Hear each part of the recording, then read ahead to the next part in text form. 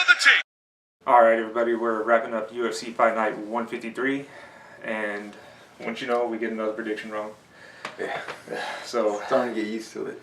Yeah. So where did we go wrong here? What did you see in the fight?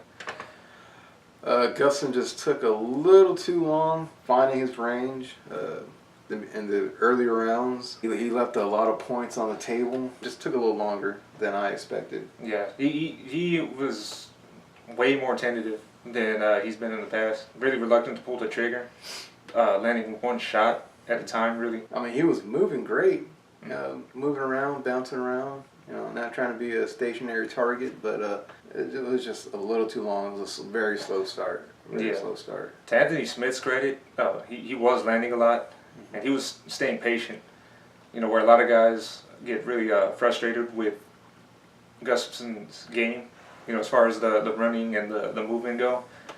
Smith was in there, you know, staying calm, staying patient, even played into it a little bit. You would see him on two occasions, I think, he would look off to the side, either at his coach or just, you know, out in the crowd, trying to distract Gustafsson, and I guess, you know, try to get him to engage. But he stayed patient in there. You know, going back to my prediction on this fight, I said that Gustafsson was going to have a big advantage everywhere, including the ground. I believe I said that his ground game was a lot better than Anthony Smith's, and I was completely dead wrong with that. Anthony Smith is a Brazilian Jiu-Jitsu black belt. I was thinking Gustafsson was better as far as a wrestling standpoint goes, but you saw when it did go to the ground, he was in complete control and ended up getting that rear naked choke to you know, finish the fight there. One thing I did notice too is that, you know, from what I'm seeing, I think Alexander Gustafsson's body is starting to give out on him. I think that explains his tentativeness in there, and if you look at their grappling exchange off of that cage, he did not put up much of a fight, at least from what I've seen. You know, to get out of there, it looked like his body just completely gave out. I don't know if it was physically or mentally. He just... I'm pretty sure it was mentally. In the press conference, that last loss to John Jones, he was already thinking about retiring. And once you're thinking about it, you have one foot out the door. I mean, it's pretty much over. If you're thinking about, you know, retiring, your heart's not gonna be in it. Even though you might be physically capable of doing the job and getting the job done, your mindset is not right. It's just not gonna happen. Yeah. So with that, you know, Alexander Gustafsson laid the gloves down after the fight, saying he's, you know, the show's over, in his own words. Very sad to me, watching a great fighter lay down his gloves, especially when, you know, I feel physically he can still do the job, but like I said, if the mental game's not there, it's gonna be rough sticking around. Right when we saw him taking off the tape, most fighters keep the gloves on. I didn't even mention to you when we were watching it. I was like, oh my God, is he gonna lay down gloves? Is he gonna lay down the gloves? Yeah. I had no idea when we were predicting this fight. Our last video, we were saying, oh, this fight's not really a big deal.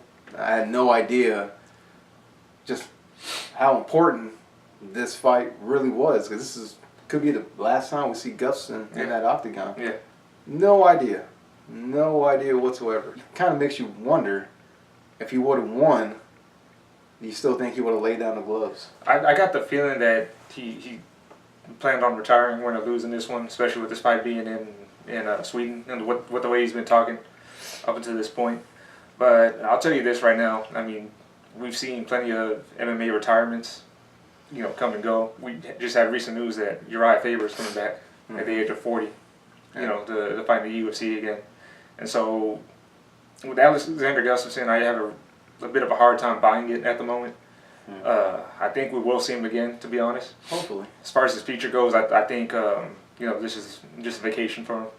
I think he's going to take some time off, let the body heal up, allow himself to get hungry again, allow himself to want to compete and want to get in there. You know, the way he left the gloves in there, I don't think he wants to leave on that note. I think he's going to look back in that, and he's going to want to get back in there at least one more time. Let's talk about the winner. Where do you think he goes from here? Who does he fight next? Because he's not going to get a rematch with John Jones off this fight. You know what? I wouldn't mind seeing him fight Johnny Walker. Johnny Walker. It's going to be a huge test. Yeah, Johnny Walker is a good fight. a big opportunity for Johnny Walker there Mm-hmm. to really move up in the rankings. Kind of a step down for Anthony Smith though. I think a better opponent for him, in my opinion, is Dominic Reyes. You know, Dominic Reyes is coming off that decision win over Volkan Oezdemir, and you know he's right up there. You know, trying to make his way into the top echelon of the 205-pound division. So a fight with Anthony Smith would make sense to me. But you know, if not him, there's plenty of guys for him to fight. Really, I just want to see Johnny Walker get one step closer and taking on John Jones. yeah, Johnny Walker's been quite a tear. He's a scary guy. Yeah, opportunities limitless right now for Anthony Smith. This was a big win for him. You know, big step up, and he proved himself, proved us wrong.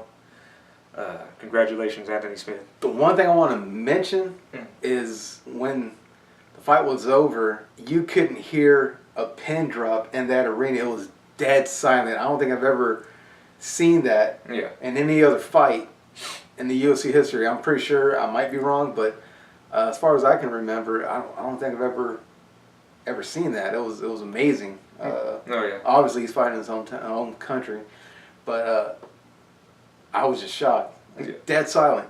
Dead silent. When people found out that he actually tapped and the fight was over, dead silent. Yeah. So there we go. Any closing thoughts on this one? No, it's just a sad day.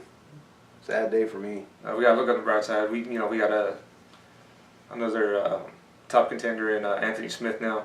Like I said, I don't see him getting a rematch anytime soon unless he starts going to tear. But he's up there, and we got some interesting fights coming up. I don't want to label him a gatekeeper right now. I don't want to put that on him. I'm sure he's going to want to prove us wrong on that. Yeah, I'm pretty sure he's going to be watching this video, and that's going to be his motivation. Oh, yeah. Proving us wrong.